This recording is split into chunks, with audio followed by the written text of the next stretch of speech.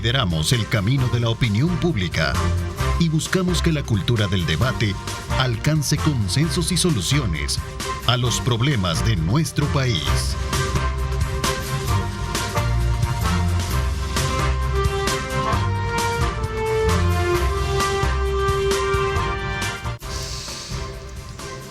¿Qué tal? Muy buenos días. Gracias por continuar con nuestra programación. Agradecemos a Luis Amayoa y a todo el equipo de Telenoticias de Megavisión por estar desde muy tempranas horas de la mañana informándonos, poniéndonos al tanto de cómo está la situación en nuestro país y el mundo. Y particularmente hoy con este grado de afectación que tenemos precisamente con las lluvias. Desde el día de ayer que ha habido una alerta y estos últimos días pues hemos estado también exhortándoles a cada uno de ustedes a tener mucha precaución, especialmente cuando se trasladan por zonas de alto riesgo. Es lamentable lo que sucedió a estas personas, 3 entiendo que son las que resultaron afectadas con este derrumbe en el sector de Los Chorros, que es una muestra de lo que podría suceder si no le ponemos muchísima atención, especialmente con el tema de la prevención en aquellas otras zonas de alto riesgo. Así es que por favor póngale bastante, pégale una mirada muy permanente a la información que están ofreciendo nuestras autoridades con relación a este tiempo de lluvia que tenemos en el país. Esta mañana, hablando de lluvias, vamos a hablar precisamente de un tema muy importante y es que las sequías repentinas que están afectando obviamente en el sector de la región, vamos a circunscribirlas directamente en el sector del Canal de Panamá, quien se ha visto afectado precisamente por estas sequías, las cuales sus operaciones han disminuido, incluso de acuerdo al informe último que se tiene esto ha venido a provocar grandes pérdidas económicas. Por cierto, la administración del canal informaba que la falta de agua en la vía de navegación interoceánica ha provocado el atasco casi alrededor de 140 buques de carga. Esto representa sin duda alguna una voz de alerta, una voz de alarma, precisamente porque por ahí pasan muchos abastecimientos de productos e insumos que nutren el comercio para ambas zonas. Así es que desde ya es de ponerle muchísima atención y esta mañana no queremos alejarnos de conocer precisamente cuál podría ser el impacto que esto tendría en el comercio, especialmente para nuestras zonas. Así es que para hablar del tema quiero darle la más cordial bienvenida a Fernando Romero, él es consultor logístico de Coexport. Gracias por acompañarnos. Bienvenido, Fernando. Muy buenos días, Ernesto. Muchísimas gracias por la invitación. Es un honor estar aquí. Muy buenos días para el teleauditorio. Gracias. También quiero saludar al doctor Francisco Acosta, él es consultor de proyecto globalizado y especialista también en temas medioambientales. Gracias por acompañarnos, doctor. Gracias. Gracias, Ernesto, por la invitación. Y me da muchísimo gusto compartir el panel con Fernando Romero y un saludo a la teleaudiencia y saludar la interactividad que ha integrado este programa que a través de WhatsApp, que me parece excelente porque es una manera de democratizar. Así es, aún más este programa. Sí. Por cierto, hablando de eso, nuevamente reitero la invitación para que usted nos haga llegar su comentario, su pregunta al WhatsApp 76 81 32 59. Ahí lo puede usted tener de primera mano en la parte inferior de la pantalla, 76 81 32 59. Así es que desde ya esperamos sus comentarios, sus preguntas, siempre utilizando ese canon de respeto para nuestros invitados y así de esa manera poder colocarla en pantalla y trasladársela en el análisis y la discusión que tenemos. Bueno, voy a comenzar primero partiendo de esta, información en la cual autoridades administradoras del Canal de Panamá hace 6 días decían, bueno, las sequías repentinas afectan las operaciones del canal, por consecuencia está generando pérdidas en esta zona. El Canal de Panamá es vital para el comercio mundial y ahora está en riesgo por esta sequía. ¿Podríamos hablar de esa manera? Comienzo contigo, Fernando. Muy bien. Bueno, muchas gracias. Sí, en realidad hablar de una crisis, eso quizás un tanto prematuro. Okay. Me parece que lo que ha estado sucediendo, y es definitivamente importante aclararlo, es el hecho de que en realidad se está percibiendo y se está manejando una situación compleja, debido a que, bueno, sí, es cierto, ha dejado de llover y por lo tanto entonces el nivel orográfico ha disminuido. Eso ha obligado a las autoridades del canal a reducir el volumen y la cantidad de barcos que transitan todos los días por esa ruta. Sin embargo, todos los barcos tienen el derecho, todas las compañías navieras tienen el derecho de llamar, hacer una cita y definitivamente pasar.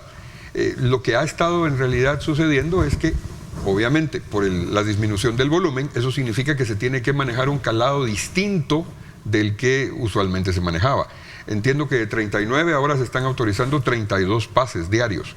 Esa disminución de 7 sí ha impactado y han habido días en los que pareció que teníamos 140 barcos de un lado y otro volumen similar del otro. Sin embargo, las autoridades mismas indican también que esas son situaciones normales en la época. Ahora, el problema en realidad es la falta de lluvia. Mientras esto no mejore, pues lógicamente no podemos meterle agua salada al canal, porque eso es actuar en contra de lo que en realidad estaríamos buscando. Tiene que ser agua dulce. Fíjate que ese último punto que tú planteabas es que para los que no somos expertos en esta materia, bueno, podría decirse, ¿cómo es eso que el canal de Panamá se está quedando seco si está conectado interoceánicamente? Es decir, si tienes agua pues, para poder abrir un canal, como ves, dice su nombre, pero no es así. Ya tú lo manejas de una manera que ya nos lo va a ampliar también el doctor Acosta. Ok. Desafortunadamente, en realidad, este canal se alimenta de dos fuentes importantes. Ambas, entre comillas, son lagos y por lo tanto dependen del agua de lluvia. Si el volumen de lluvia disminuye, automáticamente entonces el agua que se utiliza en el canal tiene que impactar. Por otro lado, Panamá ya desde hace tiempo ha tomado decisiones muy importantes, como por ejemplo evitar que sus campos de golf, que son muchos en el área, porque obviamente es un área importante para el turismo también, sean regados con agua estándar, si lo quieres, del grifo. Entonces ellos ahora tienen que buscar sus propios abastecimientos de agua. Eso desde hace algunos años. Una medida urgente para decir, bueno, no ocupen esta agua, hoy ocupen la verdad que y digamos ahora, el agua potable. Exacto, el agua potable, el agua canalizada. Entonces, desde nuestra perspectiva, logísticamente hablando, sí estamos en presencia de una situación que podría agravarse, podría. Pero en este momento histórico, aún los sitios más eruditos aceptan que se trata de una situación compleja, pero situación al fin. No ha llegado al punto de crisis. ¿Cuándo podría llegar al punto de crisis? Cuando efectivamente, por ejemplo, la cantidad de barcos disminuya de los 32 que están pasando en este momento todos los días, haciendo citas y pasando, a probablemente la mitad. Ese podría ser ya una crisis. Ahora, el canal se ha visto impactado también porque con la apertura de las nuevas esclusas, las de agua clara, se dio una situación que en el pasado tampoco existía, que era el tránsito por esa ruta interoceánica de buques de gran calado que también permitían entonces el manejo de otro tipo de productos, gas licuado entre ellos. Entonces, ¿eso qué implica? Implica también que ha habido un volumen adicional de movimientos que en años pasados no existía. Si trasladamos esto a nuestra realidad actual, podríamos pensar entonces que el canal en sí, lejos de estar teniendo una crisis, está enfrentando un problema. No quisiera entrar en el análisis de las situaciones que se están manejando como alternativas de solución. Ya vamos a llegar a ellas. Sin embargo, sí quisiera concluir con que los buques que cruzan el canal, reitero, tienen cupos diarios. Eso permite a las compañías navieras hacer su cita y pasar. Hasta este momento, los buques que portan contenedores, o los llamados barcos celulares, no están teniendo inconvenientes graves. Aún, reitero. Ahí me quedo. Gracias. Vamos a ver. Sequía, esto es producto de lo que cuando yo recuerdo que hemos abordado este tema, me trae a colación el fenómeno del Niño, ¿no? Que nos va a dejar mucha, digamos, tiempo seco y poca lluvia. Ernesto, el asunto es que estamos en un estado de negación de la gravedad de los asuntos ambientales, tanto a nivel mundial como a nivel local. Lo que ahora estamos viendo lo venimos pregonando algunos desde hace 30, 40 años. ¿Sí? Sí. Yo era vicepresidente de la Unión Mundial para la Conservación de la Naturaleza, con sede en Suiza, y científicos de la Unión Mundial comenzaron a plantear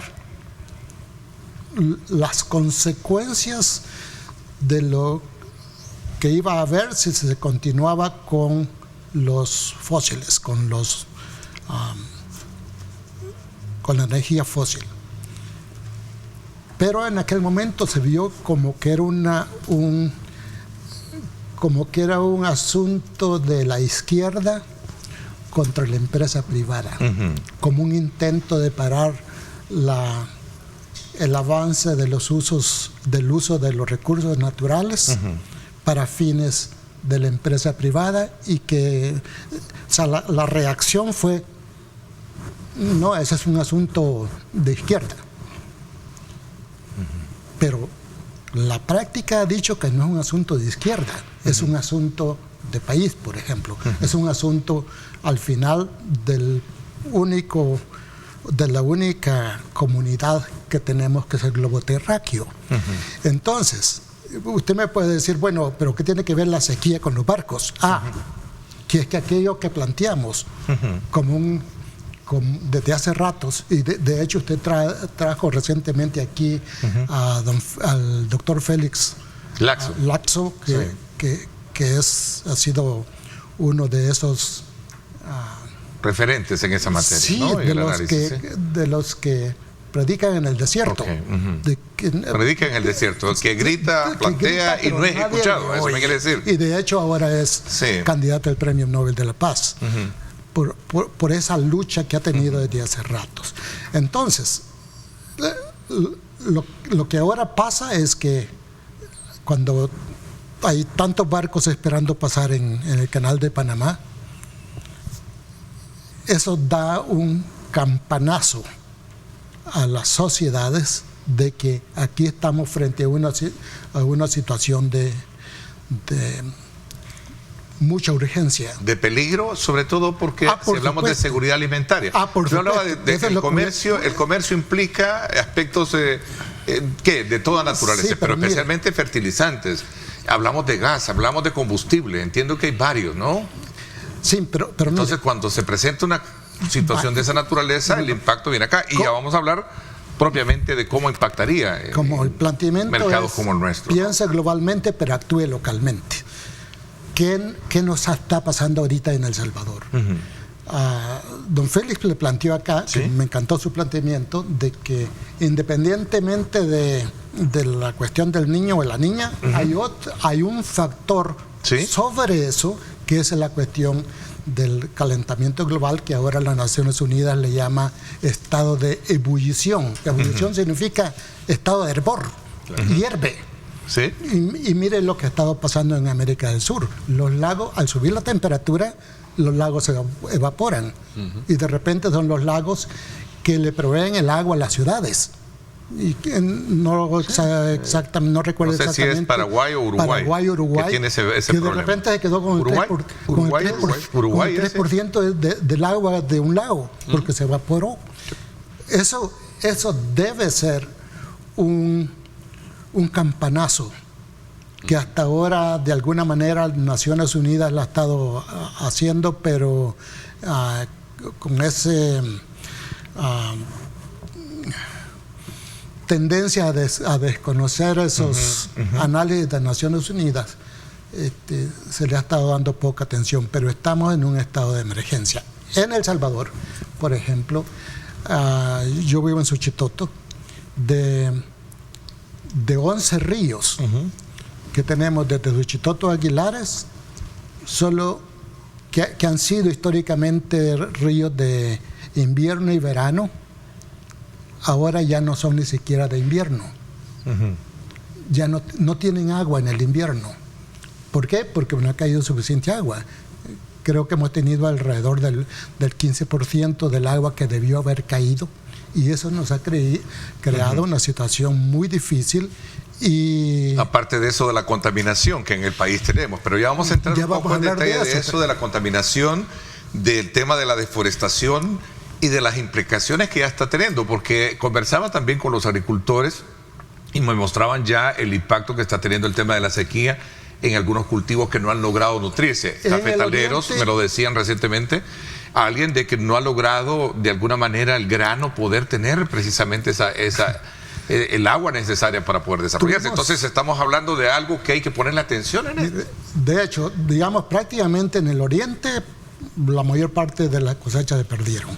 En el centro, el 50% de las cosechas se están dando. De hecho, tuvimos en Suchitoto el Festival del Maíz el fin de semana pasada, y hubo dificultad para recolectar los elotes porque los elotes salen sin granos. Porque justamente vino la sequía en el momento crucial de su crecimiento, y afectó enormemente. Entonces, y yo quiero ya dar un campanazo en ese asunto, este asunto a la sociedad, pero especialmente a los oficiales electos, de que no pueden seguir ignorando la reactivación del sector agropecuario. Hay dos, ya vamos a hablar de eso. Hay dos, para terminar la idea, hay dos ministerios que no pasan grado en este país.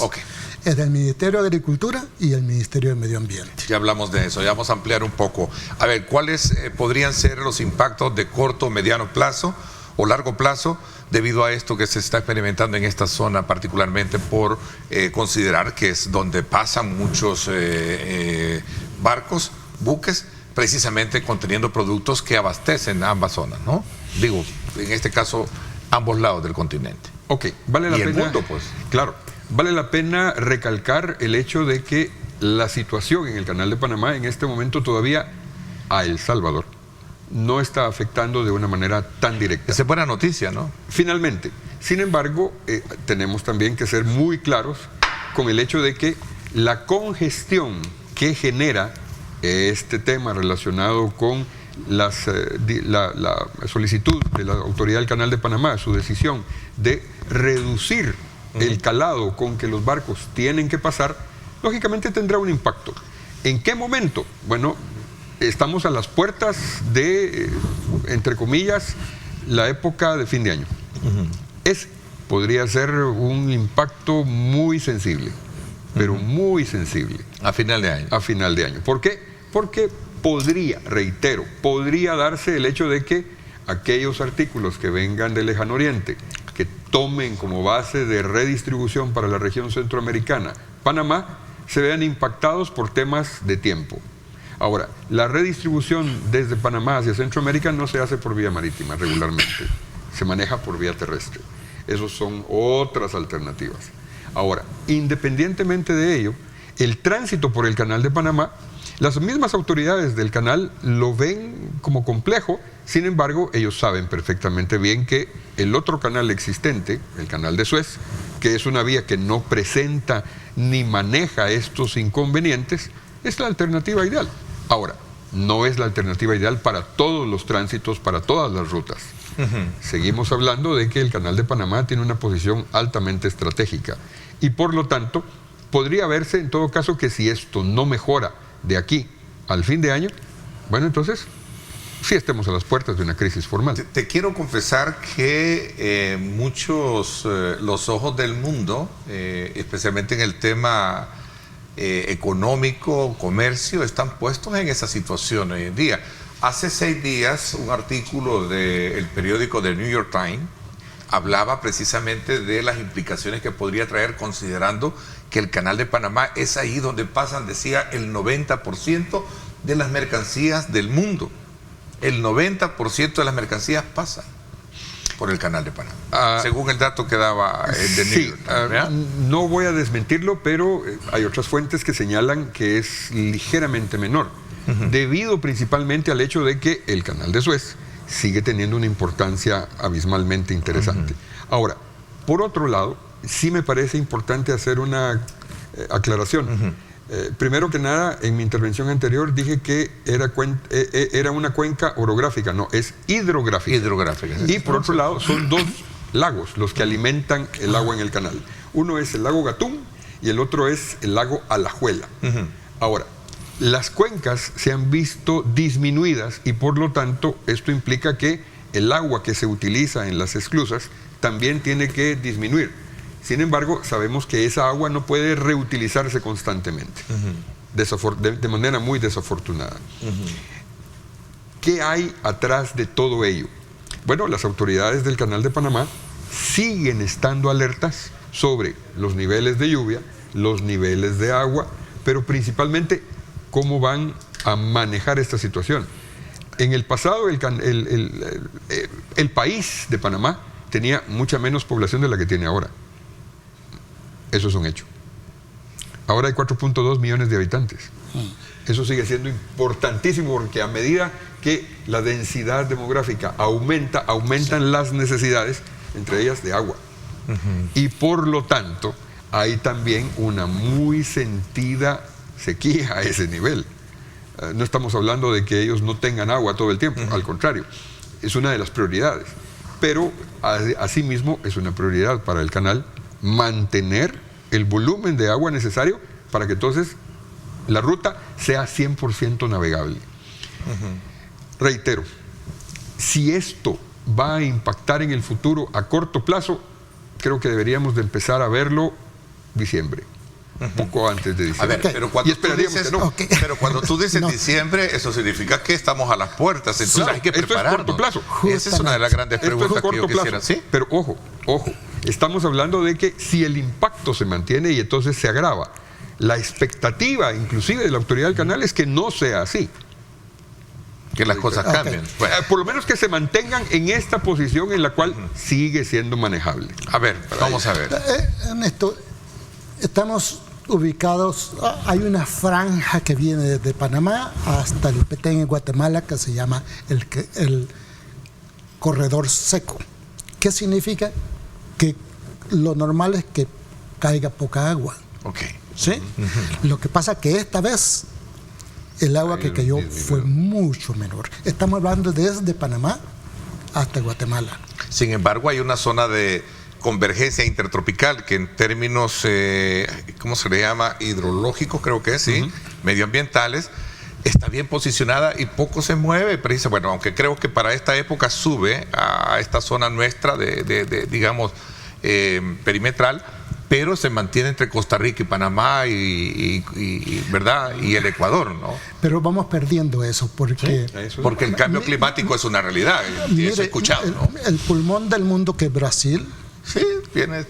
Mire, estamos en un serio problema, aunque Lula ahora está tratando de revertir el proceso, pero la gran pregunta es ¿cuándo ya no va a ser revertible el proceso? Claro. Y en ese sentido es que quiero traer la atención a este país. Como yo decía, piense globalmente, pero actúe localmente. Localmente, aceptemos, hay un estado de negación de que nos estamos acercando a una hambruna. Algunos dicen nos estamos acercando y otros decimos no, ya la tenemos. Tenemos más de 1 millón de personas en El Salvador que comen solo 2 veces al día, especialmente las personas mayores. Eso ya es un estado de hambruna, pero la mayor crisis va a estar de diciembre a abril del próximo año. Justamente enchufa con el periodo preelectoral. Y entonces lo más probable es que esta vez, o sea, la crisis va a ser muy seria porque ya lo está mencionando mi amigo Romero del asunto de Panamá, pero ese es uno de los elementos que están apareciendo. El otro, por ejemplo, es que como cada estado va a proteger a su propia gente y de hecho se anuncia que Nicaragua ya cerró su frontera para el frijol. Y y como el 85% de lo que comemos viene de Nicaragua, Honduras y Guatemala, entonces lo más probable es que los estados van a proteger a su propia población y van a cerrar las fronteras. Y en un país como el nuestro, que hemos tenido 30, 40 años de abandono de la agricultura, ¿qué vamos a hacer? ¿Qué vamos a hacer? Y el asunto de los barcos obviamente va a afectar. Ok, usted planteaba que hay dos déficits en temas de, digamos, de política, ¿no? Pública, ¿eh? Sí, bueno. En el tema de agricultura y en el tema de medio ambiental, ¿no? Sí, y aquí los dos se enchufan, el tema ambiental y el tema de producción agrícola, agropecuaria en general.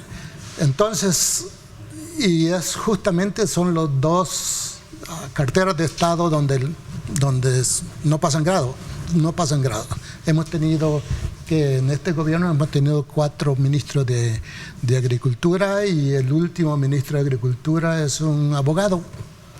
¿Cuánto conoce del asunto de agricultura? Pues está cuestionable el asunto. Entonces, lo que quiero decir es que la mayor crisis viene justamente en el periodo electoral. Y esta vez sospecho yo que la gente va a votar con el estómago. O sea, quien le resuelva es por allí donde la gente va a votar. Y de hecho tenemos un 54% de la población que no ha decidido por quién votaría. Bueno, habría que verlo en términos ya elementales, que es un tema para otra ocasión.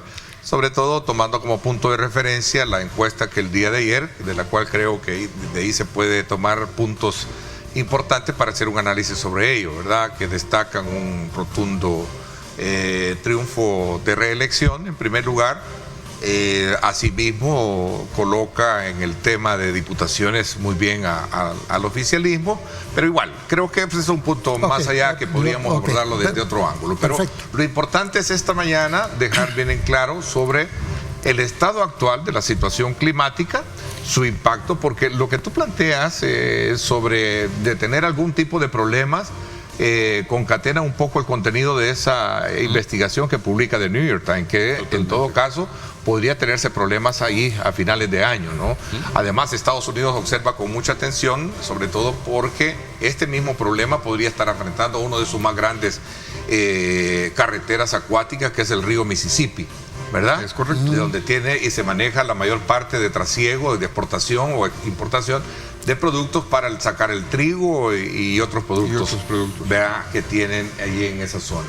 Así es que nos vamos a hacer una pausa y luego regresamos más un poco para analizar, digamos, cuáles son las alternativas que se podrían dar en torno a esto y también las, digamos, propuestas que se pueden dar para mejorar y asegurar lo que toda la vida hemos dicho nosotros, la parte alimentaria, ¿no? Exactamente. Eso yo creo que sí es lo mejor que hay que hacer el énfasis en este programa. Vamos a la pausa, 6:59. Gracias por estar con nosotros.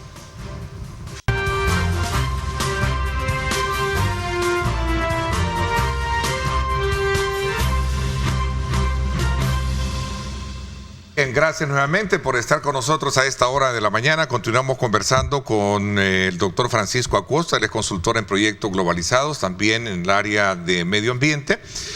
Fernando Romero, consultor logístico de Coexport y también especialista en el área.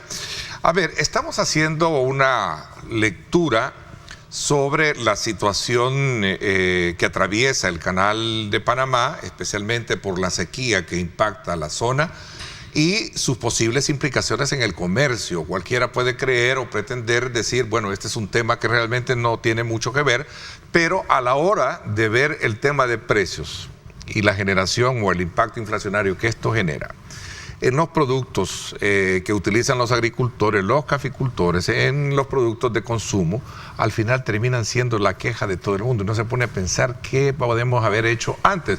Tú decías, y lo plantea el artículo, bueno, a diciembre vamos a tener ya seguramente algún tipo de problema. ¿Cómo prepararnos para eso? Vamos a comenzar a ir viendo, ver qué propuestas se pueden hacer para, de alguna manera, revertir lo que usted planteaba, la deficiencia que hay en el enfoque hacia una política de atención, sobre todo en el tema agrícola, para poder garantizar lo que sería la seguridad alimentaria de los salvadoreños. Ese es el elemento clave. yo dijera Doctor. sector agropecuaria, o sea, Vayamos. que son... Abarca todo. El agropecuario. Mire, hay medidas a cortísimo plazo, a mediano plazo y a largo plazo. A cortísimo plazo es importante tomar por lo menos las siguientes medidas. No nos va a tocar otra que conseguir productos de otro lugar. Seguir con el modelo de importación. Pero si los otros también están cerrando sus mercados. Este es un poco contradictorio si lo que estoy diciendo. Mire, no, pero ¿de dónde va a ir va a traerlo? Comencemos a producir. Por supuesto que sí, si el foco es... El mayor problema que tenemos en el Ministerio de Agricultura es que es controlado por el sector importador, no por el sector productor. Por el sector importador, entonces casi todo. De hecho, aquí tengo una propuesta de ley que se presentó en julio a la Asamblea Legislativa por el Ministerio de... Bueno, vino de Casa Presidencial la iniciativa del Ministro de Agricultura para reactivar el IRA. Para reactivar el IRA, que de hecho el IRA está vivo, legalmente está vivo. La infraestructura está destruida, pero... De hecho, he escuchado por ahí decir de que pueden reactivarse un modelo casi similar a lo que hay que hacer es un IRA sin ese nombre, porque IRA es sinónimo de corrupción, porque eso fue. Entonces, pero eso no quita que no lo necesitemos, que no necesitamos garantizarnos algo así como el CONASUPO de México, que tiene sus reservas, en caso de crisis tiene sus reservas que puede sacarlas. El caso de Estados Unidos tiene enormes reservas de genoma, creo que se llama, de genomas, bancos de genomas que puede recuperarlo en aquel momento. ¿Y nosotros qué? O sea, no tenemos bancos de semillas, por ejemplo. Ciertamente por haber abandonado el sector agropecuario. Y eso debe de activarse inmediatamente. Debe de activarse. Entre otras medidas. Debe de no activarse. Contaminación del río. Fíjense que me dicen acá del equipo de producción que le consultemos sobre el tema inmobiliario en el occidente del país, Santa Ana. Me dicen que es indiscriminado el tema de las autorizaciones de construcciones, talando árboles y destruyendo el medio ambiente. Eso, por ejemplo, es uno de los puntos que a la larga van a traer consecuencias, pero tal vez no lo vemos de primera mano. Entre otros, el asunto de la vulnerabilidad del país. Cuando estamos hablando de los chorros, que siempre nos está tocando ir campanazo de que algo pasó en los chorros, ¿verdad? Es que el país es un país muy vulnerable y no se provió desde hace 30 años que dónde tiene que estar ubicado qué. Eso tiene que ver con una medida del Estado que el Ministerio de Medio Ambiente tiene que ser uno de los mayores líderes del asunto. ¿Cuál es nuestra zona más forestada del país? El occidente. Pero si ahora se están dando permisos indiscriminados, y ojo con eso, permisos indiscriminados, sin consulta local. En el caso, por ejemplo, de Suchitotos, se está estableciendo una granja avícola para 3 millones producir 3 millones de gallinas, pero nos va a afectar las aguas de toda la zona.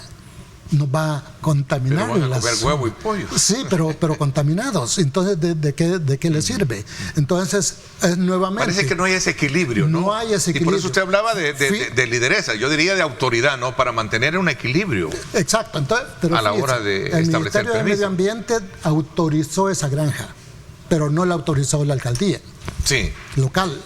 Porque la gente se opuso a que esa granja se establezca ahí. Porque es claro que nos va a crear un problema comunitario de contaminación de las aguas. Veamos acá una pregunta. ¿Quiere decir que no es culpa del gobierno que muchos alimentos están caros, sino que son la consecuencia de problemas externos del país? Y yo creo que es... Bueno, si lo vemos desde esa perspectiva, podría tener obviamente una incidencia importante. Ahora, tendríamos que analizar de qué alimentos estamos hablando, si pertenecen a la canasta básica o si se trata de algunos otros. Ok. Sí, a ver, nuevamente invito a nuestros televidentes que hagan uso del WhatsApp 7681-3259. Nos interesa conocer la opinión de ustedes. A ver, doctor. Fíjese que... ¿Tenemos otra? Vamos a ver, vamos a recogerla antes de poderle dar a todo en su conjunto, porque a lo mejor sean coincidentes. Saludos a los panelistas. Considero que el mayor problema del medio ambiente es la construcción de tantas colonias a nivel nacional. Un ejemplo real... Santa Tecla solo habían 2 colonias y en la actualidad han destruido muchas fincas de café, muy correctamente. Pero quiero referirme a la relación interna y externa. Ok. Sí hay factores externos. Por ejemplo, la guerra de Rusia-Ucrania nos ha afectado en el abastecimiento de fertilizantes, porque la mayor parte de los fertilizantes viene de esa zona y de Alemania. Lo que ha estado llegando aquí ha sido más ruta a Brasil y nos ha afectado obviamente en la producción alimentaria. Como ahorita el incremento, por ejemplo, del petróleo otra vez nos afecta considerablemente. Claro.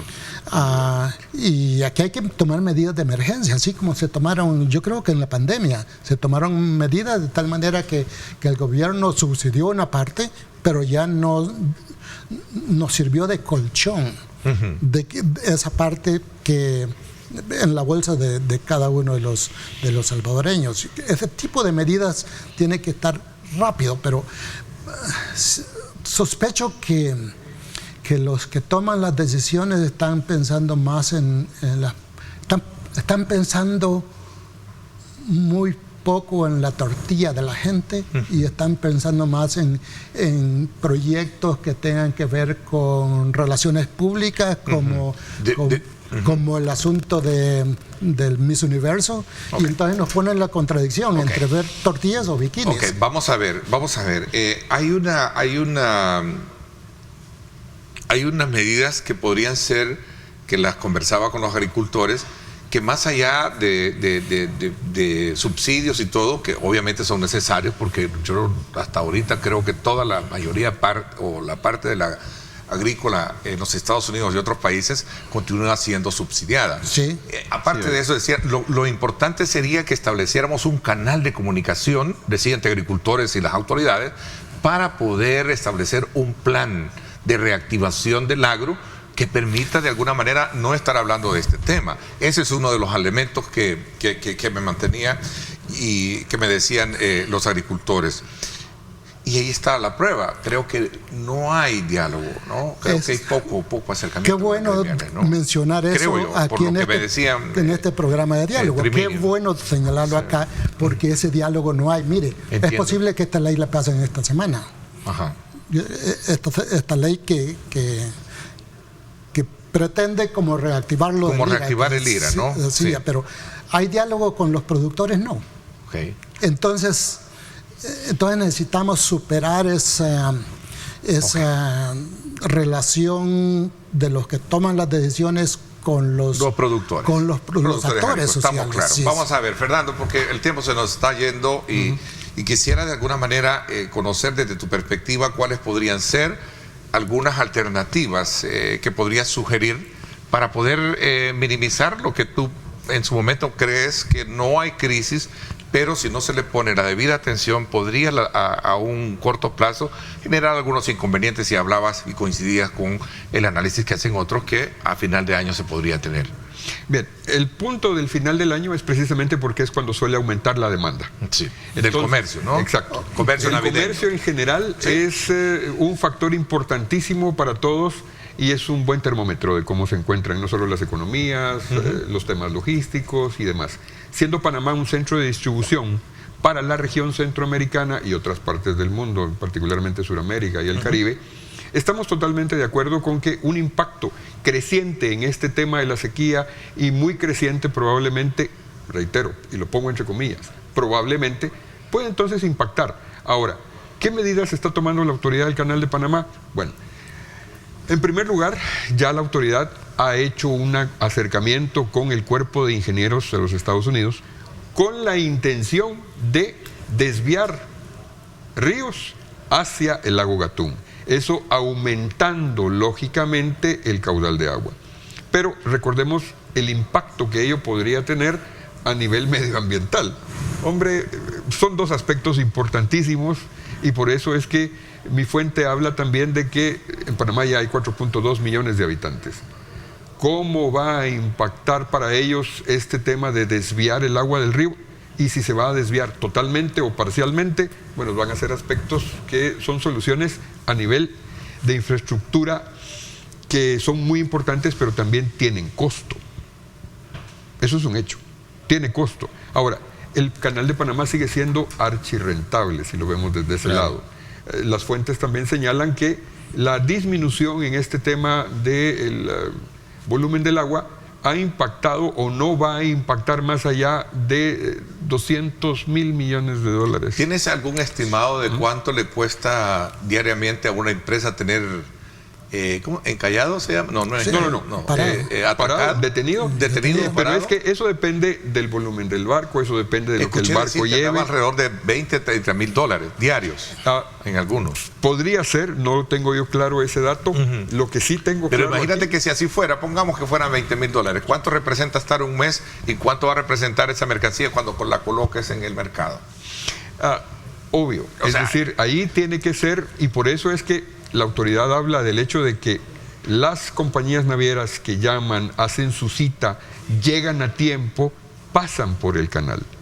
Hay otros que han tenido el inconveniente de que no llegan a tiempo y por lo tanto entonces perdieron su oportunidad, que es manejada por otro. Se maneja también la alternativa de que hay, entre comillas, subastas para poder pasar. Pero bueno, son situaciones a las que hay que enfrentarse y yo esperaré definitivamente, ruego a Dios porque tu conclusión, no se a ver, tu análisis concluyente entonces. Bien, no quiero pensar que vamos a llegar a un diciembre complejo, quiero pensar que todavía vamos a mantener una situación que tenga remedio y esa situación que tiene remedio implica también que todos, entre comillas, estemos atentos, mas no necesariamente creemos una bola de nieve en este sentido. La invitación es a que estudiemos más, seamos más proactivos en materia de buscar la información. Porque para mí también, entre comillas, ha sido importante enterarme de que esto es una situación, no una crisis. Que es lo que hemos venido a dejar claro esta mañana. Vamos a ver, el análisis concluyente desde su ángulo. Yo inicié mi presentación diciendo que había como un estado de negación de la gravedad del asunto. ¿Sí? Y quisiera cerrar con sugerir que debe haber una declaración de estado de emergencia alimentaria, como se hizo durante la pandemia. ¿Por qué? Porque eso permitiría cambiar recursos de un lado para otro. Por ejemplo, necesitamos reactivar de inmediato la parte del CENTA, que por cierto tenemos 5 años de estar pidiendo que se establezca el CENTA en el Suchitoto y pues no lo hay. Y el CENTA es como era un brazo operativo que tenía agricultura para poder estar a la par del dando la asistencia al agricultor. Todos necesitamos la parte de la semilla, de acuerdo, porque usted no tiene la semilla, no tiene la soberanía. De acuerdo. Y necesitamos la semilla. Ok.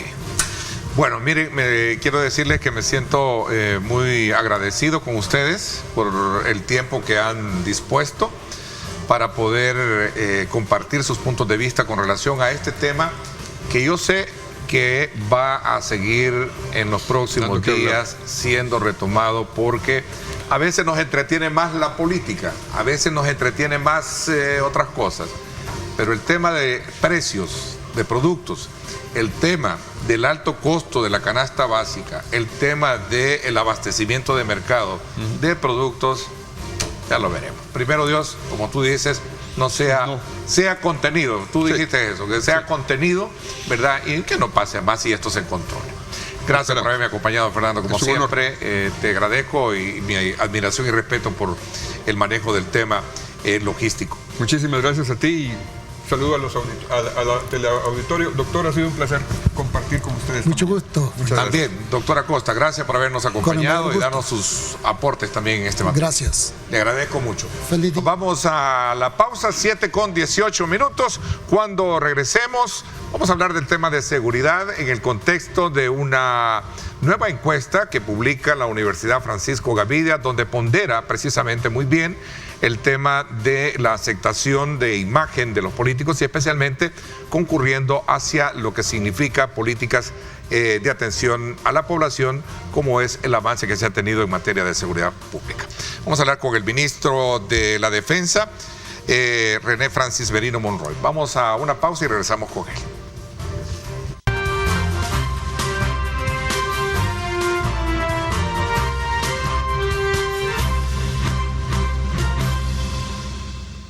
Bueno, gracias nuevamente por estar con nosotros. Antes de continuar con nuestra segunda parte del programa, quiero darle también dos grandes noticias. La primera de ellas es que se vienen a El Salvador 2 días de puro asado y sabor con los chicos de Locos por el Asado, gracias a Foodmaster y también a Grupo Megavisión. Una masterclass exclusiva para los salvadoreños amantes del asado, guiados por Laucha y su equipo para mostrarles de primera mano todos los secretos y las técnicas del asado argentino. El próximo viernes será 1 de septiembre de 4 a 9 de la noche en Hotel Sheraton Presidente. Ese es el primer día, esa es la primera noticia. Recuerde, el viernes 1 de septiembre de 4 a 9 de la noche en Hotel Sheraton. Y un festival con experiencia al día siguiente, gastronómica, en el Foodmaster en Cibar SB, con toda la buena vibra argenta de Laucha y su equipo. Eso será el sábado, el día siguiente, 2 de septiembre, de 2 de la tarde en adelante.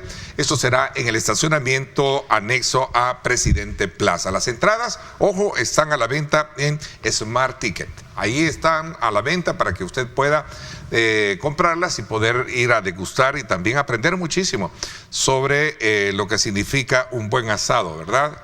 Argentino, con los amigos, con los chicos de Locos por el Asado. Así es que ahí está la invitación. Quiero darle la más cordial bienvenida al ministro de la Defensa, René Francis Merino Monroy, con quien vamos a hacer una lectura de aspectos que tienen que ver con la seguridad del país. Ministro, bienvenido, gracias por acompañarnos. Gracias, buenos días Ernesto, buenos días a todos los salvadoreños, tanto acá en nuestro país como afuera del país que nos sintonizan. Feliz provecho a los que todavía desayunan. Bueno, voy a comenzar tomando como punto de referencia algunos indicadores que muestran de opinión de la población con relación a lo que la encuesta de la Universidad Francisco Gavidia planteaba, y ahí está en pantalla, que denota que el tema de la seguridad impacta muchísimo en la decisión o en la opinión de la población para poder darle el visto bueno a una reelección al presidente de la República, ministro. El tema de la seguridad. Ahí está, por cierto, podemos mostrarla. Esto es lo mejor del gobierno. Sí, ahí están para que nos den datos. El 95.6% el tema de seguridad. Veamos tenemos la otra si quieres para poder la producción también mostrar. Ok, ya la vamos a colocar en pantalla. Pero el punto es que hay un referente de seguridad pública que sin duda alguna la Fuerza Armada ha tenido mucho que ver en ello. ¿Sí? Sí, es que para entrar en este tema hay que recordar de dónde venimos y cuál era el peor problema que estaba pasando en nuestro país. Y bueno, todos los salvadoreños, tanto acá en nuestro país como fuera del país, muchos de ellos se fueron del país por los problemas de seguridad que existían. Y también el país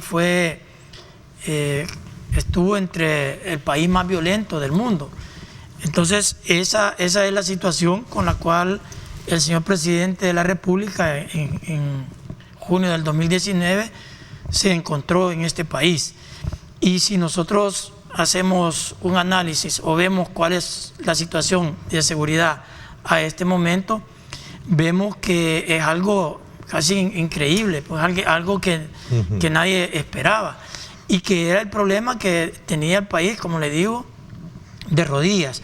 Entonces, por lo tanto, la gran mayoría de los salvadoreños eran las que se veían afectados por este problema. Y ahora que se ha ido resolviendo el problema de la inseguridad que existía en el país, pues la población se ha dado cuenta que es una mejor forma de vivir y que si hay seguridad en un país, se puede todo lo demás. Porque recordemos que la característica de la inseguridad que había en nuestro país era la que afectaba a todo el mundo, porque no solamente a los más pobres. Lo que pasa es que los más pobres eran los que más sufrían de eso, tenían menos posibilidades de subsistir, a diferencia, por ejemplo, de los grandes empresarios que al final resolvían pagando la renta, pues, pagando todo lo que le imponían las pandillas y ahí iban pasándolo. Pero eso no era lo mismo con la gente más pobre, con la gente más desprotegida, que esta y que es la gran mayoría. Entonces, ahora que la población está viviendo una situación diferente, una situación en la cual ya pueden ellos moverse al interior del país a cualquier hora que sea, ir de un lugar a otro sin restricciones, y que sus hijos pueden vivir ya de manera segura, eso es lo que ha hecho que haya una reacción de la población, pero una reacción por algo real, porque lo que estamos hablando es palpable, pues, y se puede medir cuáles son los resultados que han habido en materia de seguridad. Y a la par de esa seguridad que se ha venido progresando cada día más, se están viendo otros cambios en el país, que pues eso es lo que la población, es la sensación que tiene la población y es lo que la población quiere. ¿Por qué digo yo con tanta seguridad eso? Porque en todas las encuestas que se han venido realizando, siempre hay una expresión de la población de esa alegría y de ese agradecimiento que tienen hacia el señor presidente Nayib Bukele por ese milagro que se ha hecho en la materia de seguridad. Bueno, y frente a ese síntoma positivo de la población con respecto a la mejoría que se ha tenido en la política de seguridad impulsada por el gobierno, es lo que le ha dado desde luego ese beneplácito también de opinión que refleja la encuesta para que considerar de que podría ser la persona más idónea para una reelección, ¿no?, en este proceso de elecciones. Es que la gente ve y actúa por una lógica. Y si usted combina o a este momento analiza qué es lo que está sucediendo, ¿sí?, y sin meterme a la parte política, se lo estoy hablando desde el punto de vista de la seguridad como parte del gabinete. Como actor importante que han sido en su lucha y mantenerse firme en la guerra contra las pandillas. Exactamente. Entonces, ¿qué es lo que dice la población? Ha venido viendo el progreso que se tuvo en materia de seguridad. Ha venido viendo cómo cada mes se va mejorando lo que se ha hecho anteriormente y que son ya estándares bastante elevados. ¿Por qué? Porque si nosotros vemos, por ejemplo, la ubicación que tiene el país ahora en materia de seguridad, somos el país más seguro de América Latina, pero estamos compitiendo por ser el país más seguro del continente americano. Pues estábamos abajo nada más de Canadá. Pero con las proyecciones que tenemos, este año pues vamos a posiblemente, o sea, ande entre 2.2 o abajo de 2.2 el índice o la tasa de homicidios por cada 100.000 habitantes.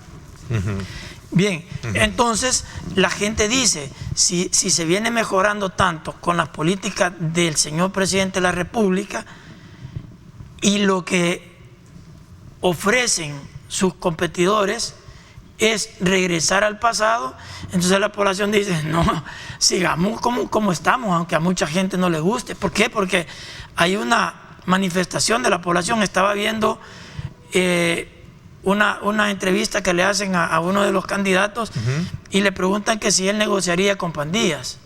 Y entonces dice, sí, hay cosas que no, pero hay cosas que sí hay que revisarlas con las pandillas y hay que ponernos de acuerdo. Entonces, la población ya sabe que esas negociaciones, por más que digan que las van a hacer de cara a las pandillas, ¿cómo se va a poner a negociar con asesinos, pues? O sea, ¿en qué cabeza cabe?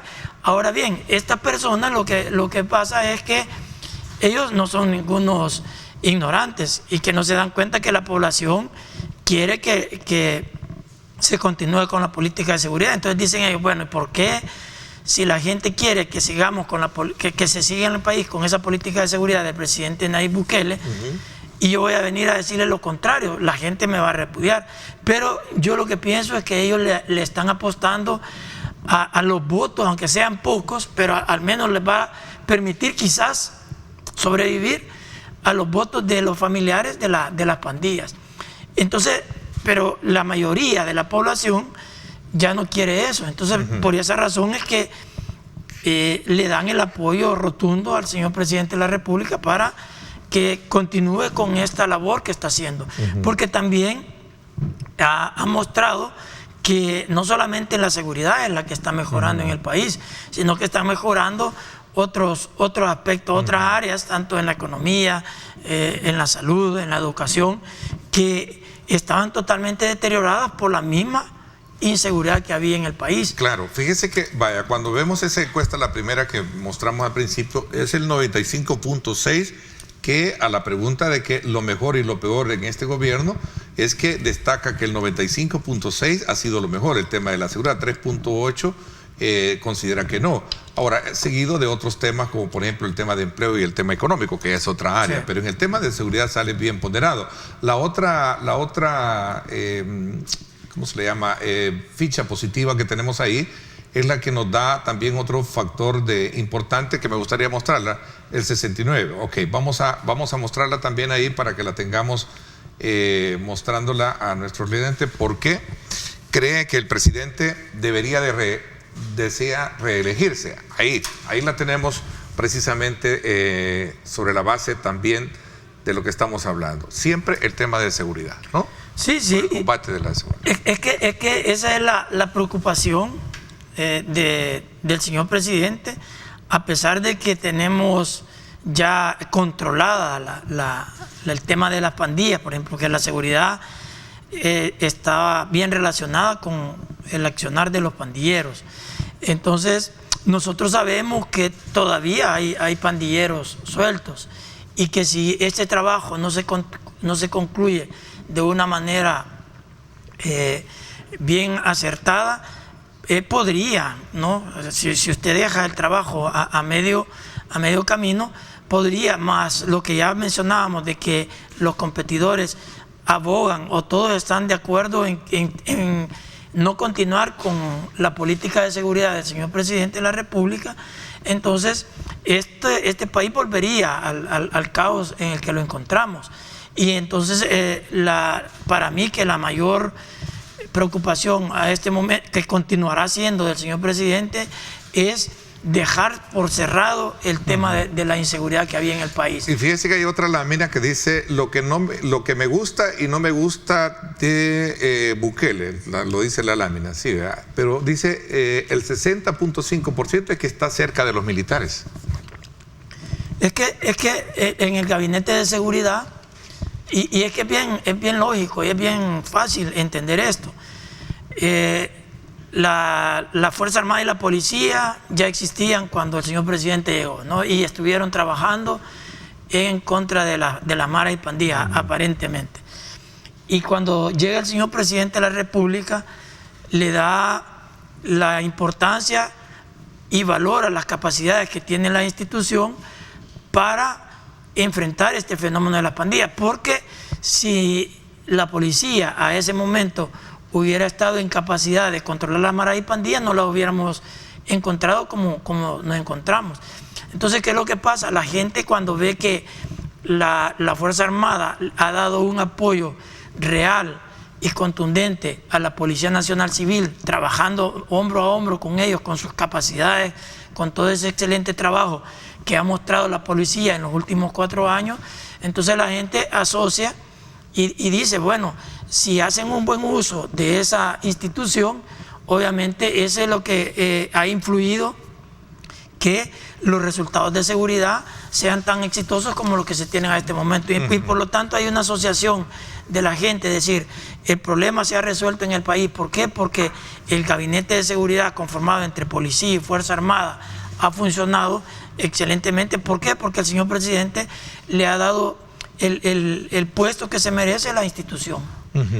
Bueno, de hecho, continuar la guerra contra las pandillas, 39.8%, cuando le dicen las razones, ¿no? Claro, porque a este momento en muchos lugares ya la gente prácticamente hasta está olvidando el problema de las pandillas. Sin embargo, hay todavía, porque sí, ahí todavía extraen de... Claro, si seguimos, pues si nosotros continuamos, nosotros sabemos. Hemos visto la captura de señoras que obviamente hoy en día en su apariencia no son... no serían de Mara, ¿verdad? Pero cuando ya se desnudan, obviamente, o mejor dicho, les muestran los tatuajes, han pertenecido a pandillas. Claro, y entonces los pandilleros aprovechan lo que políticamente está en su entorno y dicen, bueno, hay unos por los políticos ahí en la asamblea que abogan por los pandilleros y buscan cualquier forma de protegerlos a ellos. Entonces dicen, por ejemplo, agarraron en cierto momento, cuando comenzó el régimen de excepción, empezaron una campaña de que en El Salvador no viniera los extranjeros que tenían tatuajes, porque acá metían preso a cualquier persona que anduviera tatuado, y los tatuajes artísticos. Entonces muchos de los pandilleros comenzaron a ver, dijeron, entonces yo me puedo, cuando vieron que esto era serio, dijeron, bueno, yo me quiero quitar el tatuaje que tenía anteriormente, tratármelo de disimular con un tatuaje artístico, porque eso me va a dar protección. Y comenzaron muchos de los delincuentes a tatuarse sobre el tatuaje original que tenían. Pero de allí que hay que comprender que el trabajo del señor presidente, la estrategia del señor presidente que nos ha dado al Gabinete de Seguridad, obedece a estudios, obedece a algo que nos sustenta. Entonces, cuando nosotros, por ejemplo, ubicamos a una persona y aparece la persona en la ficha que tiene ya la policía de esta persona, y entonces usted lo ve y el tatuaje que carga no es ya un tatuaje así a simple vista artístico, pero en su ficha, hace 2 días se ubicó a otro pandillero de la 18, lo agarró la Fuerza Armada, que se había puesto en el pecho, se había dibujado otro, pero como tenemos la ficha era un homeboy, como tenemos la ficha de ese pandillero, entonces está el 18 abajo, encima está ya el tatuaje para disimular. Pero incluso ya cuando los técnicos de la Policía Nacional Civil, los especialistas en esto de los tatuajes, comienzan a ver cabales, empiezan y le detectan identificar esto. Vamos a ver, como hoy tenemos esta nueva opción para el televidente, enviarnos sus comentarios, sus preguntas, siempre con el canon del respeto, a nuestro número de WhatsApp 7681-3259. Tenemos una pregunta acá que nos formulan que tiene que ver con una denuncia. ¿Podría mencionar, anónimo, por favor, que aquí en el 8ª Avenida Norte, por el Colegio Luterano, hay nuevamente venta de drogas, dice, con apariencia de indigentes, y el grupo ha crecido más desde que la seguridad fue quitada? Por favor, patrullen y revisen, por favor. Gracias, San Miguelito, 8ª Avenida Norte, por la 5 de noviembre. Ahí creo que su equipo ya está tomando nota al respecto. Gracias a quien nos escribe, ¿no? Sí, y que no tenga la menor duda que sí se va... De recurrir a la denuncia, ¿no? Claro, Y que se vamos a dar respuesta a eso. Ministro, decíamos de que hay entonces todavía ese tipo de personas que se encubren sus tatuajes para poder de alguna manera no ser capturados. Pero como ya hay un archivo, entendería yo, y eso es lo que me entiendo, claro, hay un registro, ¿no? Hay un registro, entonces, ¿y qué es lo que sucede? También ayer se ubicó a una mujer ahí en el cerco en Cabañas, que, bueno, si usted la ve en la fotografía normal, es una persona que pues no parece que pandillera, pues, y la gente la ve y dice, pobrecita, andan agarrando gente por gusto, que el régimen, pero cuando le hacen la inspección, el chequeo, le aparece el número 13, y también tiene una ficha. Entonces, de esa gente todavía se encuentra, pues, porque hay gente que ha logrado burlar hasta este momento todas las medidas de seguridad, se han logrado ir mimetizando entre la población, han recurrido a diferentes artimañas para ir evadiendo la justicia, pero de allí la importancia que este trabajo que se está haciendo en materia de seguridad continúe y obviamente no es algo que va a terminar en lo que falta de este periodo presidencial. ¿Y por qué le digo eso? Porque si bien es cierto el grueso ya está detenido, los que se lucían en la calle ya están detenidos, pero todavía hay remanentes y todavía usted ve cómo ellos, cuando se les presenta la oportunidad, todavía atacan a la autoridad, todavía intentan, se escuchan quejas todavía de lugares donde quieren seguir extorsionando. Entonces el trabajo, por eso le decía yo que la preocupación del señor presidente en materia de seguridad es hasta que esto de las maras y pandillas esté totalmente resuelto y que nosotros estemos seguros que en las calles ya no queda ningún jombo y ninguna de esos pandilleros, porque de lo contrario podrían volver a resurgir. Okay. Y esos vínculos y esas complicidades, ¿cómo se llevaría más tiempo para lograr eso, no? Claro, pero la denuncia es importante, sí, me decía usted, porque la confianza que muestra la ciudadanía frente a lo que ahora se está haciendo es diferente a lo que antes había. Antes no había confianza para llamar, porque más tardaba en llamar que ya tenía el pandillero enfrente preguntando.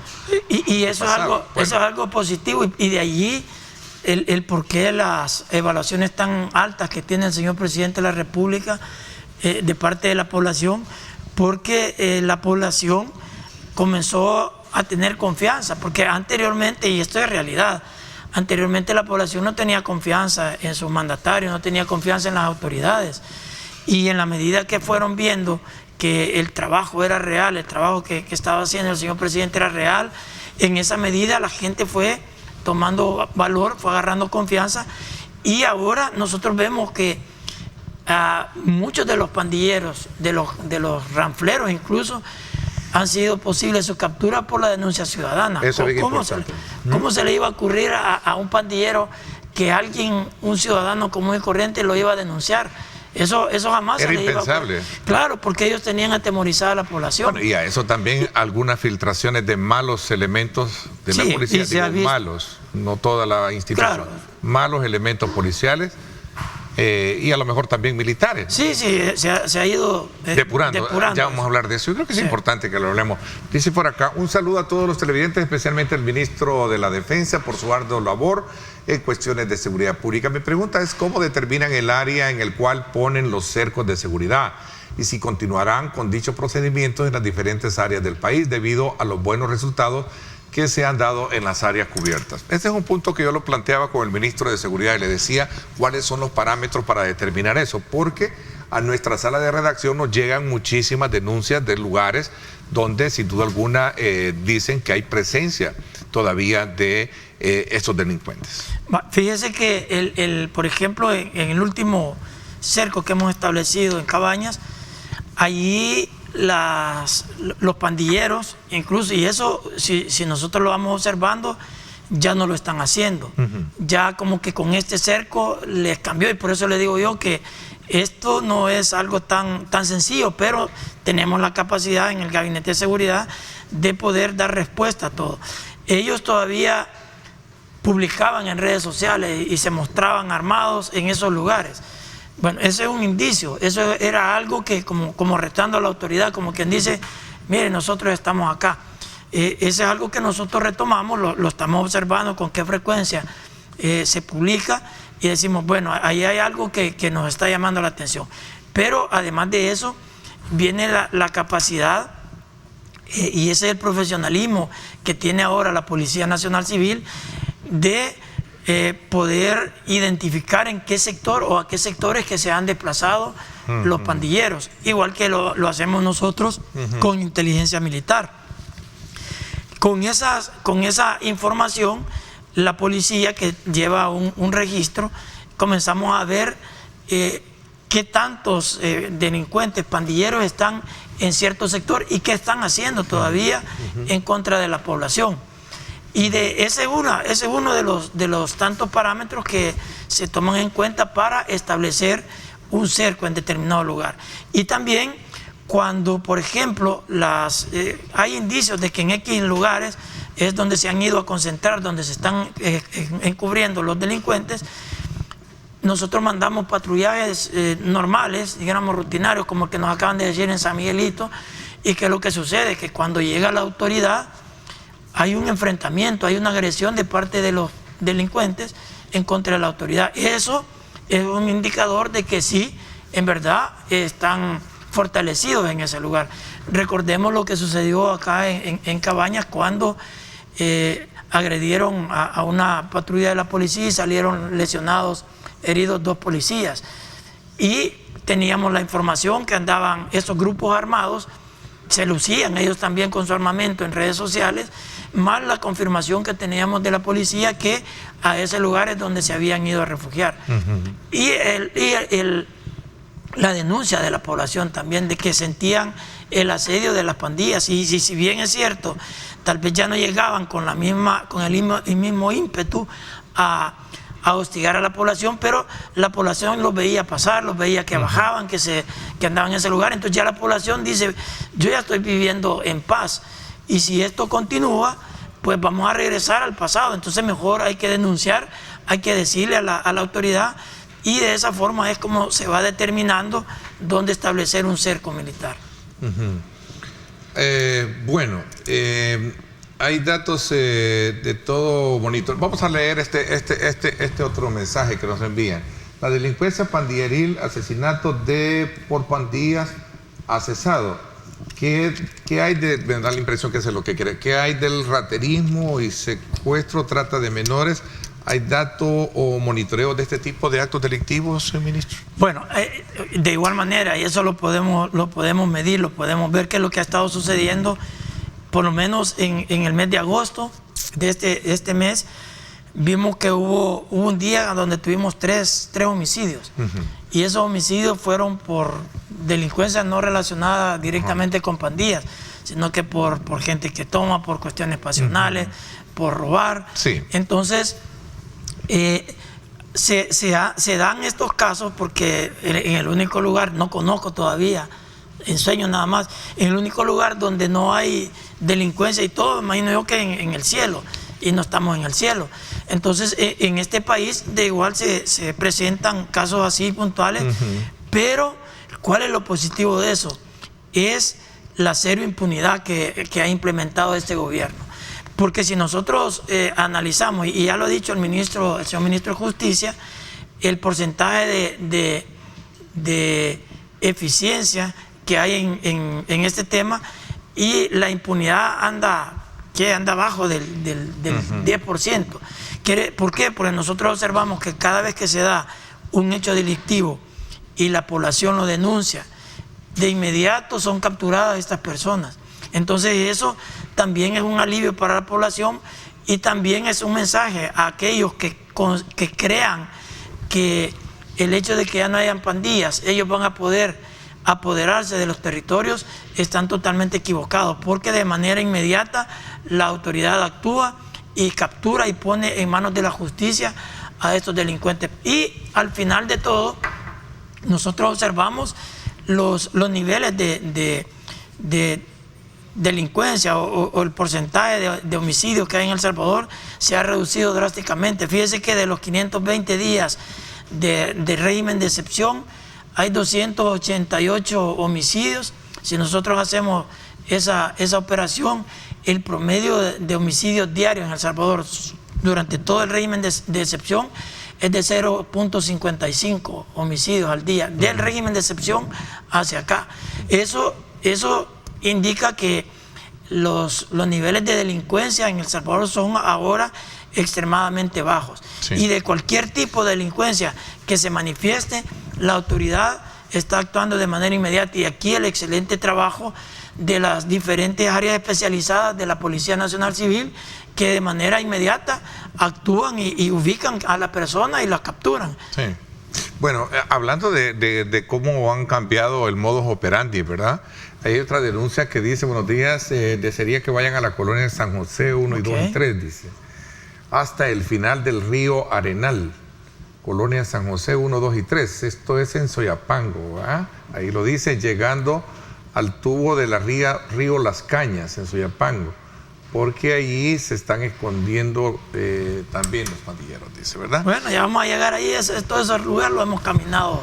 Bueno, la denuncia con los nombres es como advertirle para que se vaya. Mejor los quedamos ahí para que de alguna manera se le trasladen. O entiendo que hay un canal de comunicación para denunciar también, ¿verdad? Pero fíjense que todo eso es positivo a estas alturas.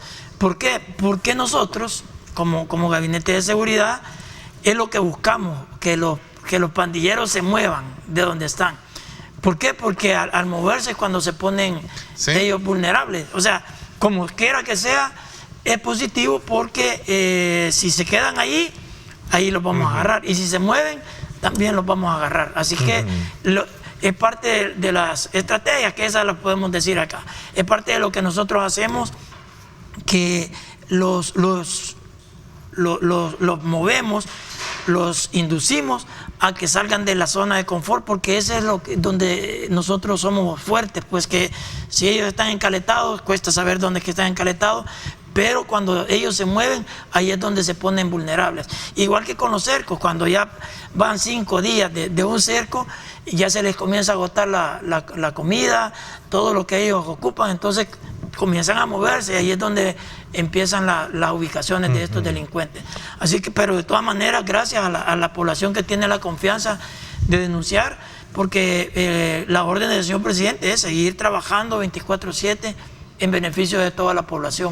Bueno, y esto también trae consigo preguntarse sobre este nuevo, digamos, método de cómo se mueven, no solo internamente, sino que también hacia el extranjero, ¿no? Entiendo que Guatemala, Honduras, ¿hay coordinación para poder de alguna manera detectar este movimiento? Sí.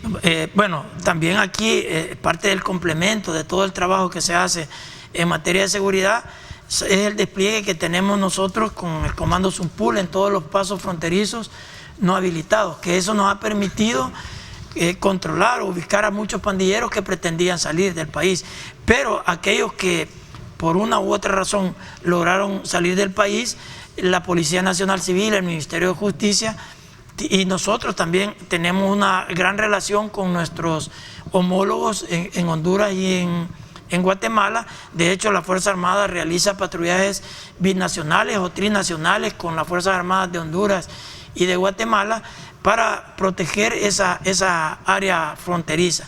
Y la Policía Nacional Civil y el Ministerio de Justicia, que tiene el contacto con las policías de los países que estoy mencionando, y cuando ellos ubican a estos delincuentes, pues viene todo un protocolo que desarrollan para que regresen al país y ser puestos ante la justicia en El Salvador. Así es que no están tampoco a salvo.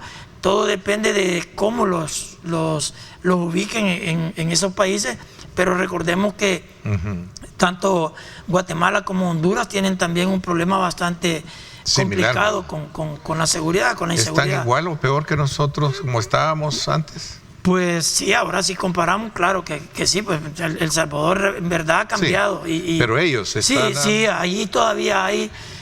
bueno, aunque hayan el modelo de seguridad se escucha a nivel de noticias que algunos gobiernos quieren emular lo que se ha hecho el presidente Bukele, ¿no? Sí, es que con cualquiera que uno conversa de otros países, gente que conoce de esto, ven que sí se puede en sus países. Favorece el clima de gobernabilidad a partir de tener todo, digamos, la mayoría en la Asamblea Legislativa, etcétera.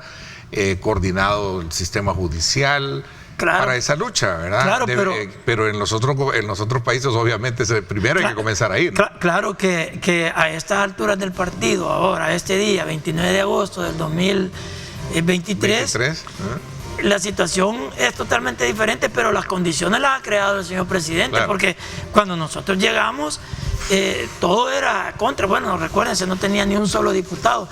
¿Y cuál fue el arte del señor presidente de revertir todo eso y ganarse a la población?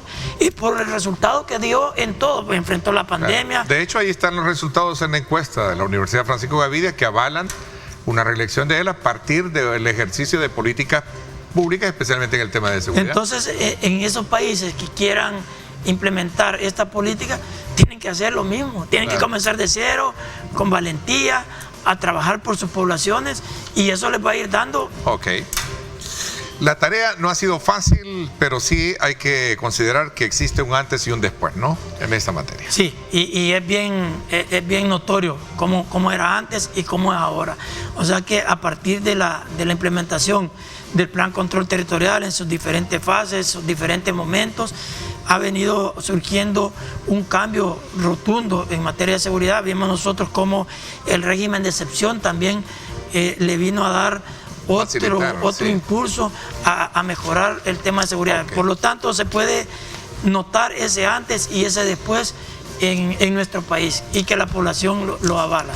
Ministro, gracias por haberme acompañado. Como siempre, un gusto conversar con usted. No, gracias a usted y a toda la población, y decirles que tengan la confianza en las autoridades. Hay que seguir denunciando. Nosotros actuamos ante esas denuncias, verificamos que sea real lo que nos dicen, y de esa manera estamos todos juntos, la Fuerza Armada, la policía, el gobierno y la población, haciéndole frente a este fenómeno. Gracias, le agradezco muchísimo. Por mi parte, eso es todo por hoy. Pásenla bien y, como siempre, recuerden lo más importante: amar a Dios sobre todas las cosas.